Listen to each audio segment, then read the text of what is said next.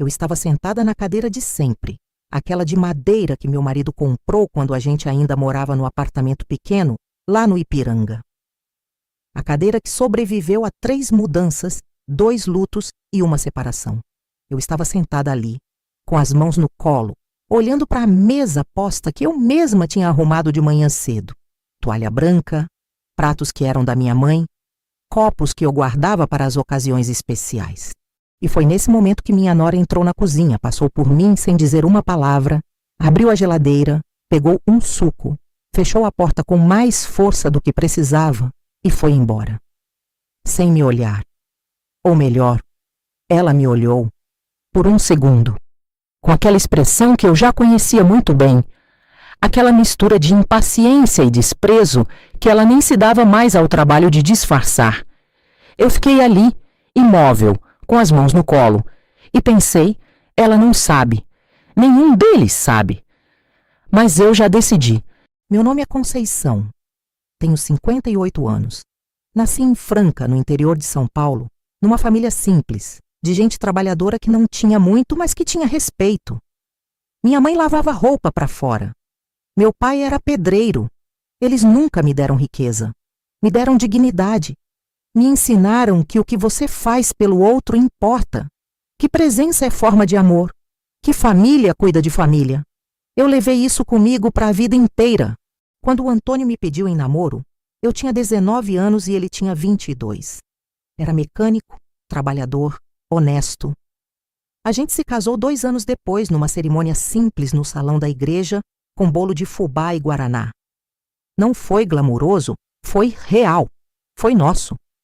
Tivemos 3 filhos, o Eduardo, o mais velho, a Fernanda, do meio, e o Renato, o caçula, o filho que eu criei praticamente sozinha quando o Antônio adoeceu e ficou 6 meses sem trabalhar. Eu trabalhei como costureira por 23 anos. Levantava às 5 da manhã, deixava o almoço pronto, levava os meninos na escola, voltava para a máquina de costura, buscava os meninos, ajudava com o dever, fazia o jantar, lavava a louça e às 11 da noite, quando todo mundo estava dormindo, eu ainda ficava ajustando as bainhas que precisavam ser entregues no dia seguinte. Não me queixei.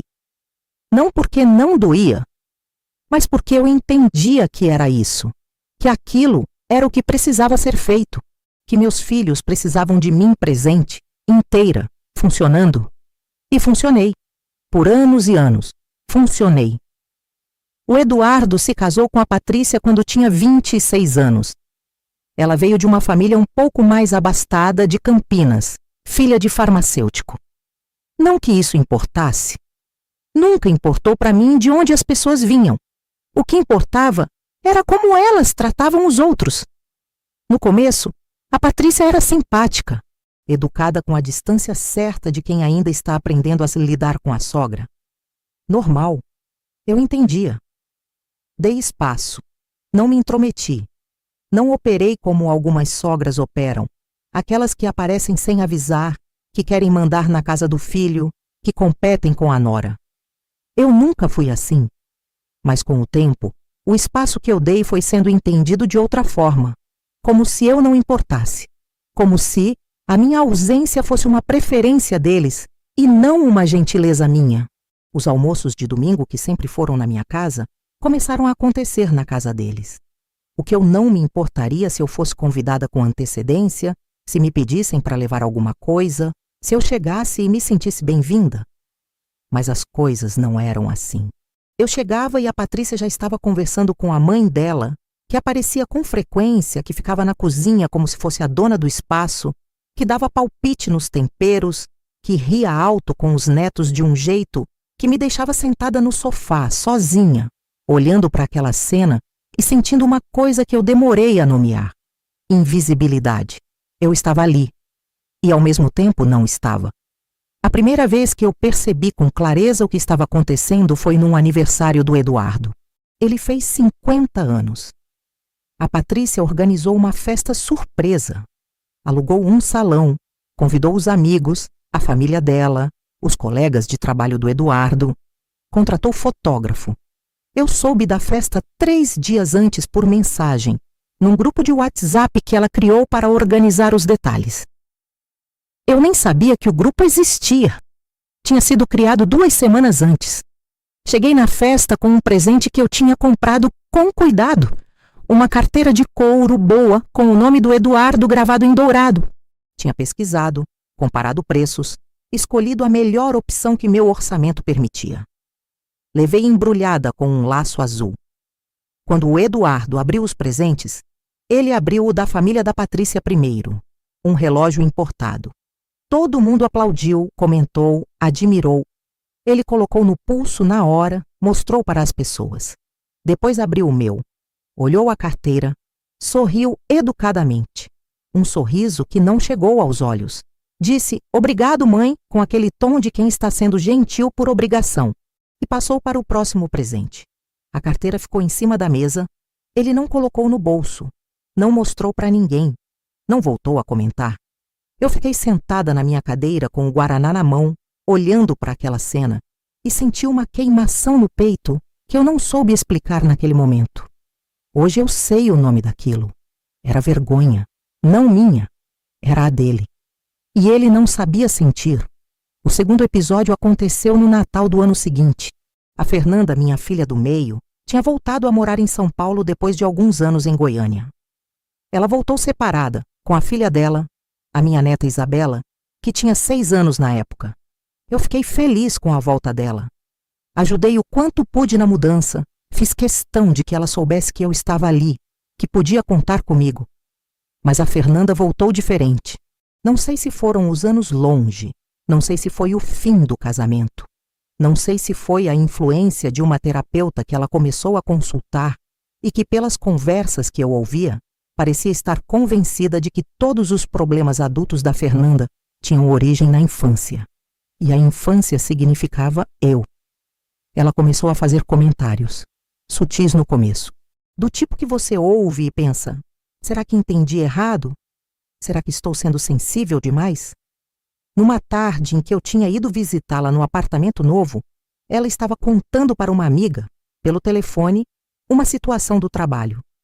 Algo sobre um chefe que dava ordens contraditórias. E ela disse, sem me olhar, como se eu não estivesse ali.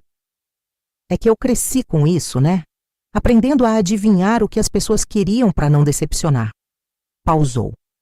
Olhou para mim de canto de olho e continuou a conversa. Eu fingi que não tinha entendido, mas tinha. No Natal daquele ano, resolvemos passar todos juntos na casa do Eduardo. Fazia tempo que a família não estava reunida. Eu cheguei cedo, levei os bolos que eu tinha feito, o de laranja e o de chocolate com nozes que o Eduardo adorava desde criança. A mesa estava sendo preparada pela Patrícia e pela mãe dela. Eu perguntei se precisava de ajuda. A Patrícia disse que não, que estava tudo sob controle, com aquele sorriso que ela usava quando queria parecer gentil sem ser. Eu me sentei na sala. Os netos estavam correndo, a Isabela, a Lorena e o Gustavo. Tentei brincar com eles, puxei conversa, perguntei da escola. O Gustavo me respondeu distraído e foi logo em direção ao avô da Patrícia, que estava sentado na poltrona grande contando uma história animada, com gestos, com voz dramática. As crianças ficaram todas ao redor dele. Eu fiquei no sofá, sozinha. A Fernanda estava no celular. O Eduardo estava na varanda com os cunhados. A Patrícia estava na cozinha com a mãe. E eu estava ali, no meio da sala, invisível entre as pessoas que eu amava mais do que qualquer coisa no mundo. Quando a gente foi para a mesa, eu fiquei no lugar que sobrou, na ponta, do lado da cadeira da Isabela, que ficou boa parte do jantar querendo se sentar no colo da avó da Patrícia. Ninguém percebeu que eu estava quieta.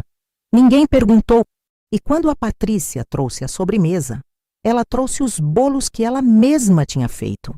Panetone recheado e torta de morango. Muito bonitos, muito caprichados. Todo mundo elogiou. Os meus bolos ficaram embrulhados na bancada da cozinha. Ninguém abriu. Eu saí daquela festa mais cedo do que o planejado. Falei que estava cansada, que tinha dor de cabeça. O Eduardo me acompanhou até o carro, deu um beijo rápido na minha testa, disse: "Obrigado por vir, mãe. como se eu fosse uma visita qualquer. No carro, não chorei. Eu estava além do choro. Fiquei parada com as mãos no volante por alguns minutos, olhando para o portão fechado da casa do meu filho mais velho, e me perguntei quando tinha sido exatamente que eu me tornei dispensável. Não sabia responder. Mas naquele momento, enquanto o frio de julho entrava pela fresta da janela que eu tinha esquecido de fechar, eu comecei a pensar. De verdade pensar. Não com raiva, não com mágoa, com clareza. E foi ali que a decisão começou a se formar. Não ainda como uma escolha firme, mas como uma semente. Como aquele momento em que você sente que alguma coisa dentro de você mudou de lugar e não tem como fingir que não. O mês de janeiro passou devagar. Eu continuei minha rotina. Acordava cedo, tomava meu café, abria a costura que eu ainda fazia por encomenda, algumas peças por semana, o suficiente para complementar a aposentadoria que era pequena, mas que eu administrava com cuidado. À tarde, eu caminhava no parque perto de casa. Às vezes encontrava a dona Neuza, minha vizinha de tantos anos, que sempre tinha uma história para contar e um café para oferecer. Não falei para ninguém o que estava sentindo, mas a semente continuou crescendo.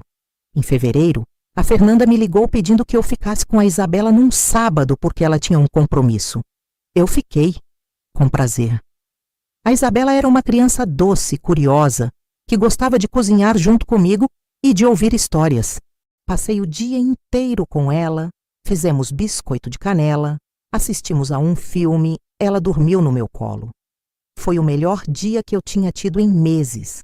Quando a Fernanda veio buscar a menina, entrou apressada, disse que estava atrasada para um jantar. Pegou a bolsa da Isabela, deu um beijo rápido na filha e saiu, sem me olhar direito, sem perguntar como tinha sido o dia, sem dizer obrigada. Eu fechei a porta, fiquei parada no corredor da minha própria casa e a semente floresceu. Naquele fim de semana, eu sentei na mesa da cozinha com um caderno que eu guardava para anotações de costuras. Virei o caderno pelo lado avesso e comecei a escrever. Não era uma carta. Não era uma lista de reclamações. Era um exercício que eu tinha visto mencionado num programa de televisão que eu costumava assistir às manhãs, numa conversa sobre relacionamentos e autoconhecimento. A mulher que estava sendo entrevistada, uma psicóloga de meia idade com voz calma, disse que quando a gente está confuso sobre o que sente, às vezes ajuda a escrever em 2 colunas. O que eu estou dando e o que estou recebendo. Eu escrevi. Demorei 1 hora. Quando terminei, fiquei olhando para as 2 colunas por um longo tempo. A coluna do que eu dava era longa. Presença. Disponibilidade. Cuidado. Silêncio para não criar conflito. Flexibilidade para me adaptar. Bolos, almoços, viagens de ônibus para ajudar. Noites cuidando dos netos quando precisavam. Dinheiro que eu não tinha, mas que eu arrumava quando algum filho precisava. Palavras de apoio em momentos de crise. A coluna do que eu recebia tinha 3 palavras: indiferença, impaciência, ausência. Não chorei lendo aquilo. Fechei o caderno. E a decisão que tinha começado naquele Natal deixou de ser semente. Levei mais 3 semanas para colocar em prática. Não porque estava com medo, mas porque queria ter certeza de que não estava agindo por impulso, por mágoa passageira, por um momento ruim. Eu tinha visto mulheres tomarem decisões radicais no calor da emoção e depois se arrependiam. Eu não queria isso. Queria que a minha decisão viesse de um lugar sólido, de um lugar onde eu pudesse olhar para trás daqui a 1 ano e dizer: foi a escolha certa. Eu pensei bem. Eu estava inteira quando fiz isso. E eu estava. Numa segunda-feira de março, de manhã, depois do café, eu liguei para o banco. Tinha uma poupança que eu mantinha há anos. Não era muito.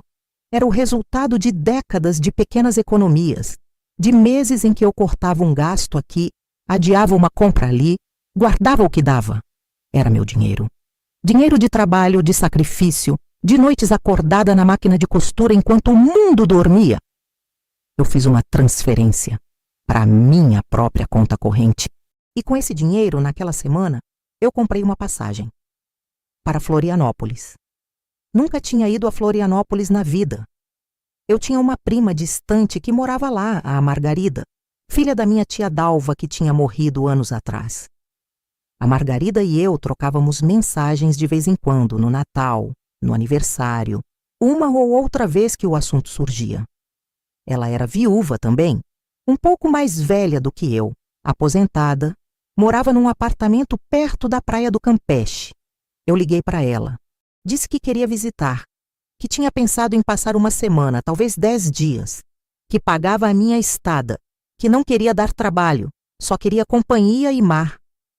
A Margarida ficou em silêncio por 1 segundo. Depois disse: Conceição, que bom. Fico feliz demais. Você vem quando quiser. Comprei a passagem para o mês seguinte. Não contei para os filhos. Não foi por maldade. Foi porque eu percebi naquele momento que a minha vida tinha se tornado completamente transparente para eles. Não porque eles se importavam, mas porque eu era previsível. Eu era a mãe que estava sempre ali, sempre disponível, sempre esperando. Eu era o pano de fundo, a mobília, a cadeira de madeira que sobreviveu a 3 mudanças. E móveis não viajam sozinhos. Móveis não têm vontade. Móveis não decidem. Mas eu decidi. Na semana antes de viajar, a Patrícia me mandou mensagem perguntando se eu podia ficar com os netos numa sexta-feira à noite, porque ela e o Eduardo tinham um jantar. Eu olhei para a mensagem por um longo tempo.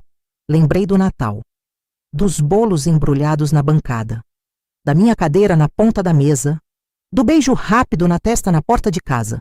Respondi: Patrícia, nessa sexta não consigo, vou estar viajando. Ela demorou 10 minutos para responder. Viajando? Para onde? Florianópolis. Outro silêncio. Com quem? Sozinha. Ela não respondeu mais. Imagino que foi contar para o Eduardo. Imagino a expressão dele, a estranheza. A pergunta que com certeza ficou sem ser feita em voz alta, mas que estava ali, suspensa. Minha mãe? Sozinha? Viajando? Sim, sua mãe, sozinha, viajando. Contei para a Fernanda 2 dias antes de embarcar.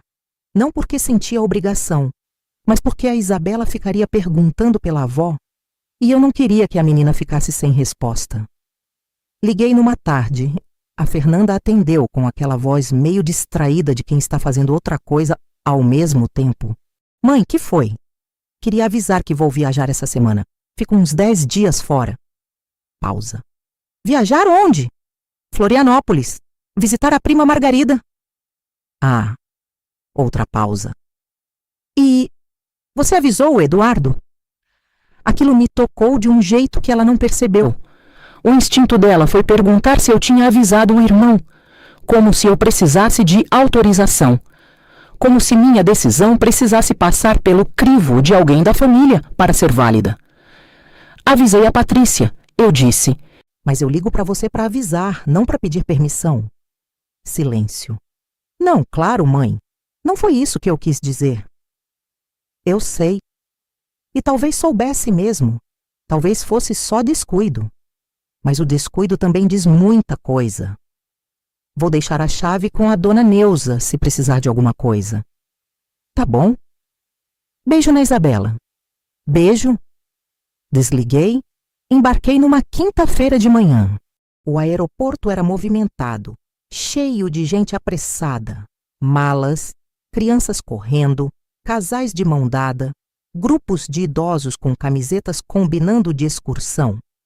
Eu estava sozinha com minha mala de bordo, aquela azul que eu tinha comprado há uns 15 anos para uma viagem que nunca aconteceu e que agora finalmente tinha uma razão de existir.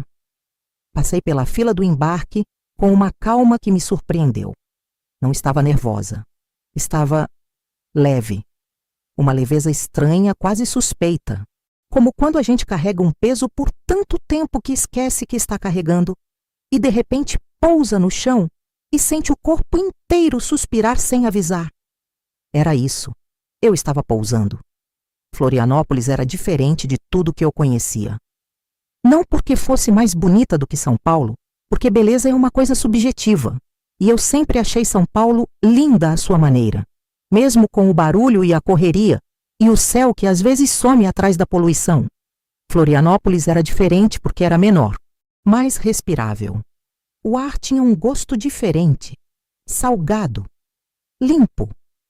A Margarida me esperava no aeroporto com uma placa escrita à mão, como se eu não a conhecesse, com meu nome em letras grandes e um coração desenhado ao lado. Eu ri quando vi aquilo. Um riso de verdade, que eu não percebi que estava dando até que já tinha dado. Você ainda ri igual a sua mãe, ela disse, me abraçando. Não esperava que aquilo me emocionasse, mas emocionou, porque fazia muito tempo que alguém me olhava e via algo de bom.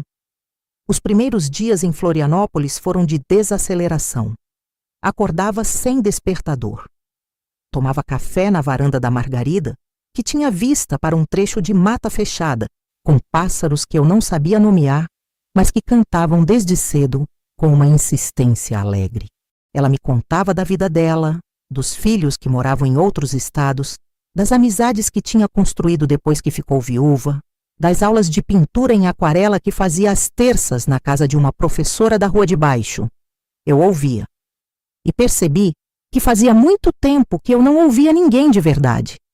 Que nas últimos anos eu estava tão ocupada tentando ser vista, tentando existir dentro da minha própria família, que eu tinha parado de prestar atenção no mundo ao redor. No terceiro dia, a Margarida me levou à praia do Campeche. Era tarde da manhã. A praia estava calma. O mar estava agitado, mas não violento. Eu tirei os sapatos antes de chegar na areia, carregando-os na mão, sentindo a areia grossa e quente entre os dedos dos pés. Fui andando devagar até a beira d'água. A onda veio e molhou meus pés. Fria, inesperada, real. Eu fiquei parada com o mar nos pés por não sei quanto tempo, pensando na Conceição que tinha sentado na cadeira de madeira no aniversário do Eduardo, com aquela queimação no peito que não soube nomear. Pensando na mulher que ficou sozinha no sofá no Natal, enquanto todos ao redor formavam seus próprios agrupamentos e a deixavam de fora. Pensando nos bolos embrulhados na bancada, na mensagem da Patrícia, no obrigado mãe, que não chegou aos olhos, e pensando também na Conceição que estava aqui, com o mar nos pés, sozinha por escolha, inteira. No quinto dia, o Eduardo ligou. Eu estava na cozinha da Margarida ajudando a preparar um frango com quiabo que ela tinha insistido em fazer porque sabia que eu gostava. Atendi sem pressa. Mãe, Eduardo, você tá bem? Estou ótima. Silêncio curto, desconcertado. A Patrícia me falou que você viajou. Falei para ela, sim. Você poderia ter me avisado pessoalmente. Eu pausei, respirei, escolhi as palavras com cuidado. Eu aviso quando acho necessário, Eduardo. Você tem avisado cada decisão da sua vida para mim? Outro silêncio, mais longo. Não é a mesma coisa. Por que não é? Ele não soube responder. Mãe, eu só quero saber se você está bem. Estou bem. Melhor do que há muito tempo, na verdade. Que bom. Mas o tom não era de alguém que achava bom. Era de alguém que estava confuso, que não entendia o que estava acontecendo com a mãe previsível, disponível, sempre ali. Quando você volta? Daqui a 5 dias. A gente pode almoçar quando você voltar? Fiz uma pausa, não longa, mas real. Pode ser. Me manda mensagem quando você tiver uma data livre. Desliguei, coloquei o telefone na bancada. A Margarida me olhou sem dizer nada. Depois voltamos para o frango com quiabo. Os últimos dias da viagem foram os mais tranquilos. Fui com a Margarida à aula de aquarela. A professora, uma mulher de uns 65 anos chamada Beatriz, me emprestou um bloco e um conjunto de tintas e disse que era para eu tentar, que não precisava saber, que era só deixar a mão ir. Eu fiz uma folha, mal feita, torta, com as cores misturadas de um jeito que não era o que eu tinha tentado. Mas no final, quando olhei para aquele papel molhado com manchas de azul e verde, e um pouco de amarelo que tinha escorregado sem querer, eu vi o mar. Não de propósito, mas estava ali. Pedi para Beatriz se podia levar. Ela disse que claro. Trouxe para casa comigo. Está na parede do meu quarto até hoje. Voltei para São Paulo numa quarta-feira à tarde. O avião pousou com aquele tranco característico que sempre me assusta um pouco, e eu olhei pela janela para o cinza familiar da cidade, para as casas apertadas, para as rodovias cheias.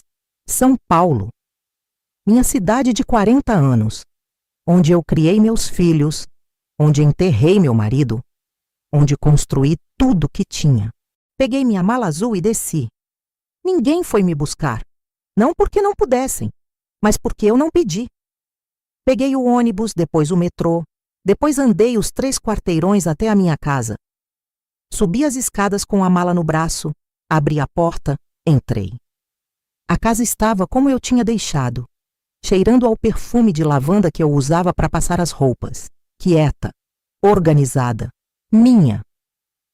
Larguei a mala no corredor, fui até a cozinha, coloquei água para ferver para o chá e senti, com toda a clareza que o cansaço da viagem não conseguiu apagar, que eu tinha voltado diferente, não brava, não ressentida, não cheia de planos de cobrar e confrontar e exigir explicações.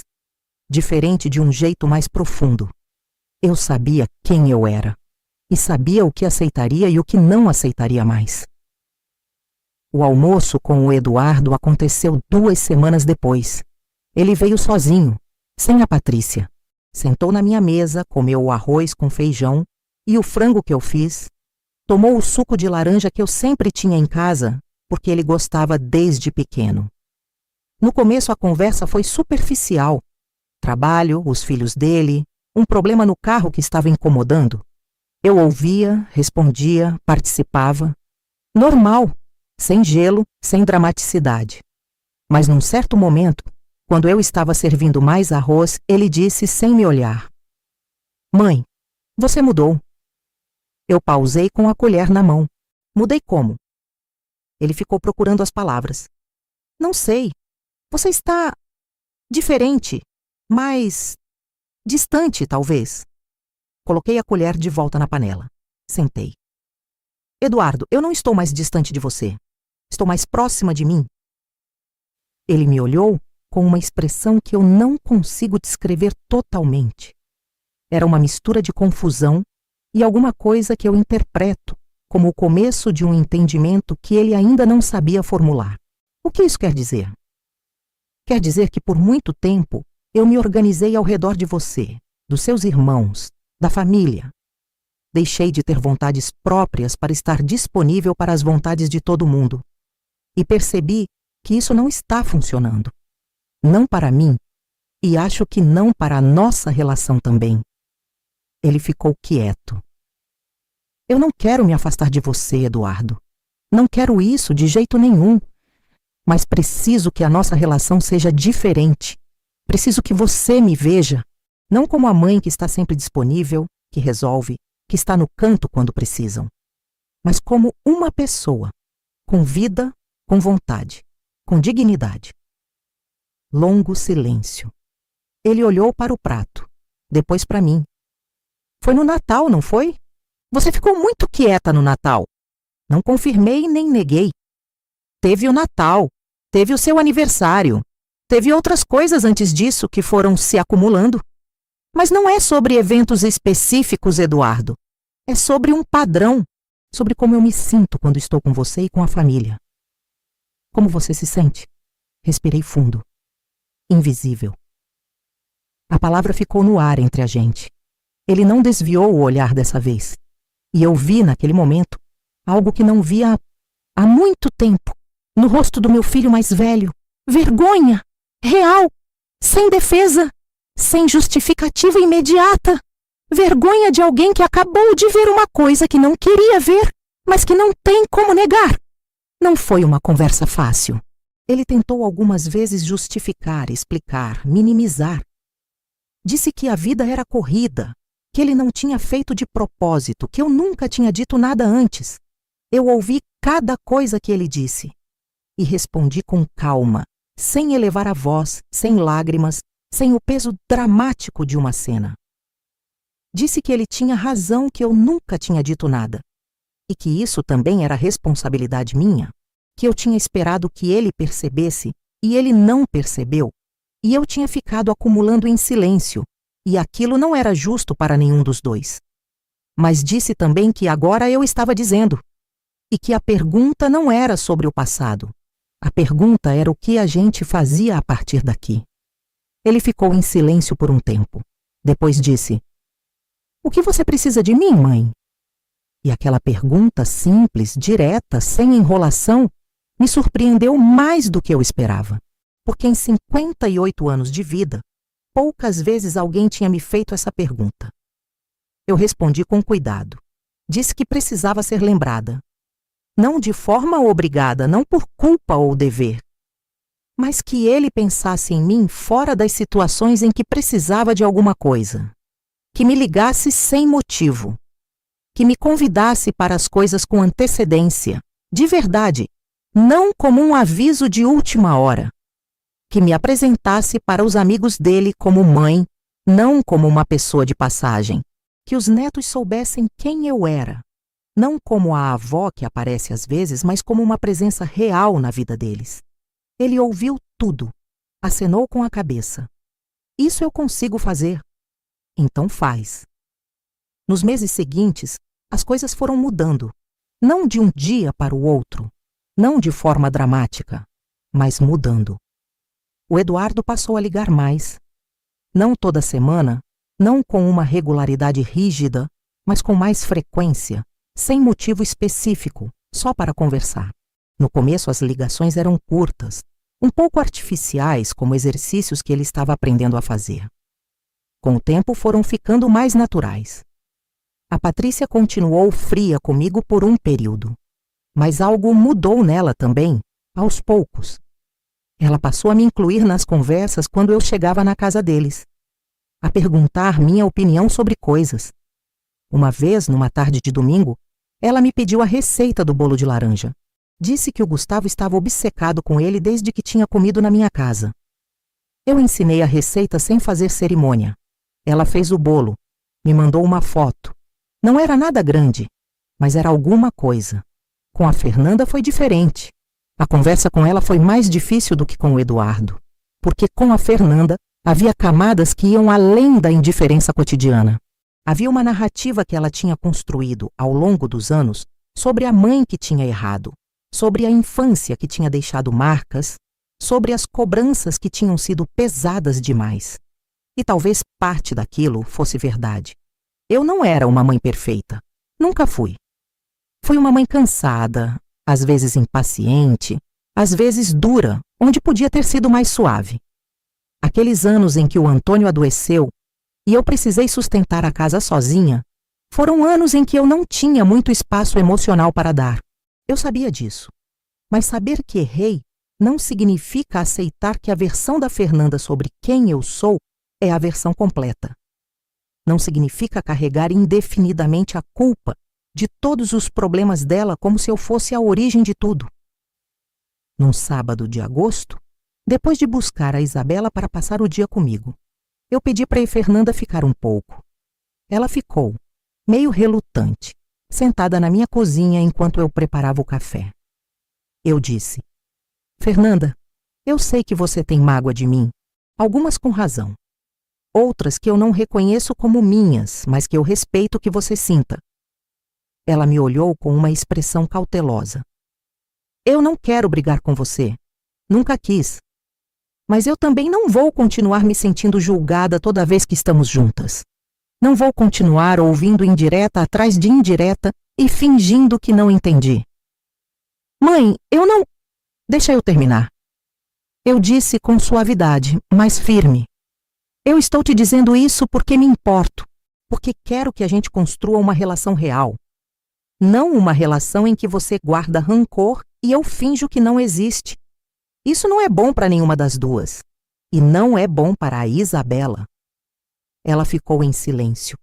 Os olhos dela ficaram brilhando. "Você acha que eu sou uma filha ingrata?" "Acho que você está com dor. e que às vezes a dor faz a gente deixar de ver o que está na frente. Ela não respondeu, mas naquele dia, quando foi embora, ela me abraçou. Um abraço de verdade, apertado, demorado. Foi um começo. O Natal daquele ano foi diferente. Dessa vez foi na minha casa. Eu convidei. Fiz questão de convidar todos com 3 semanas de antecedência, para não haver desculpa de agenda cheia. Organizei a mesa com cuidado. Coloquei a toalha boa, os pratos da minha mãe, os copos de cristal que ficavam guardados. Fiz 5 bolos diferentes. Quando o Eduardo chegou com a Patrícia e os netos, a Fernanda com a Isabela, todos juntos na mesma sala, eu fiquei parada por um momento na porta da cozinha, olhando para aquela cena. O Gustavo perguntando para o Eduardo sobre um jogo de videogame, a Isabela mostrando um desenho para a Lorena, a Patrícia ajudando a Fernanda a tirar o casaco da filha. Barulho, movimento, vida. Quando todo mundo se sentou, eu trouxe os pratos e a Patrícia disse, alto, para que todos ouvissem: os bolos da Conceição são os melhores que eu já comi na vida. O Eduardo me olhou do outro lado da mesa e sorriu. Não o sorriso educado do aniversário dele, o sorriso de quem está presente, de quem está vendo. Eu sorri de volta. Hoje tenho 59 anos. Daqui a alguns meses faço 60. Não sei o que esse número significa exatamente para cada pessoa que ouve. Para mim, significa que cheguei até aqui, que sobrevivi ao que precisava sobreviver, que aprendi o que precisava aprender, mesmo que tenha demorado mais do que eu gostaria. Ainda costurei por encomenda, agora menos do que antes, porque descobri que gosto de ter as manhãs livres para mim. Caminho no parque. Tomo café com a dona Neuza e com a dona Célia, que virou minha amiga depois de um encontro casual numa tarde de setembro, que deu origem a um grupo de caminhada e a um hábito de almoço às sextas-feiras. A Margarida me visitou em outubro. Ficou 1 semana. Levei-a para conhecer o Ipiranga, o Parque do Ibirapuera, um restaurante de comida mineira que a dona Neuza tinha indicado. Foi bom tê-la aqui. Foi bom mostrar minha cidade para alguém que queria ver. Ainda tem o quadro de aquarela na parede do quarto. O mar torto e mal feito, que de alguma forma ficou bonito. O que eu aprendi com tudo isso? Aprendi que dignidade não é um luxo. Não é coisa de gente rica, de gente sem problema, de gente que nunca sofreu. Dignidade é uma escolha. Uma escolha que se faz todo dia, em cada situação, em cada relação. Aprendi que amor não se mede por quanto você aguenta, que aguentar calada não é virtude. É um caminho para o desaparecimento. Aprendi que impor limites não é falta de amor. É muitas vezes o ato de amor mais honesto que você pode oferecer. Porque quando você diz não aceito isso, você está dizendo para outra pessoa, eu me respeito. E ao se respeitar, você ensina o outro a te respeitar também. Aprendi que é possível mudar, que meus filhos puderam mudar quando eu parei de facilitar a indiferença deles, que a Fernanda ainda está no processo, mas está, que o Eduardo, com toda a confusão e o desconforto inicial, escolheu enxergar. Aprendi que a solidão escolhida é completamente diferente da solidão imposta, que um fim de semana sozinha com minha máquina de costura, meu chá e um filme que eu escolho sem precisar negociar com ninguém é um presente, não um castigo. E aprendi que 58, 59, 60 anos não são o fim de nada. São um lugar de chegada, onde você finalmente sabe quem você é, onde você finalmente não tem medo de ser. Naquela noite de Natal, quando todos foram embora e eu fiquei sozinha na cozinha lavando os pratos, com a música baixa no rádio e o cheiro de cravo e canela ainda no ar, eu parei por um momento. Fiquei de frente para a janela que dá para a rua escura e quieta. E pensei naquela Conceição do passado. A que ficava na ponta da mesa. A que esperava ser lembrada na foto. A que embrulhava bolo e voltava para casa sem abrir a boca. Pensei nela com compaixão. Ela fez o que pôde com o que tinha. Mas agora eu tinha mais. Tinha a clareza de quem passou por dentro de si mesma e saiu do outro lado sabendo o que vale. Não procuro mais aprovação. Não espero mais migalhas. Não finjo mais que está tudo bem quando não está. E quando minha família me olha agora, às vezes com aquela expressão de quem ainda está se adaptando à versão de mim que não cede, que não implora, que não desaparece, eu não sinto mais aquela queimação no peito. Sinto apenas a firmeza calma de quem sabe quem é e que nunca mais abre mão disso. Se essa história tocou o seu coração, compartilha com alguém que precisa ouvir isso hoje. E se você quiser mais histórias assim, sobre mulheres que decidiram se respeitar, se inscreve no canal e ativa o sininho. Comenta de que cidade você está assistindo. Eu quero saber que você estava aqui.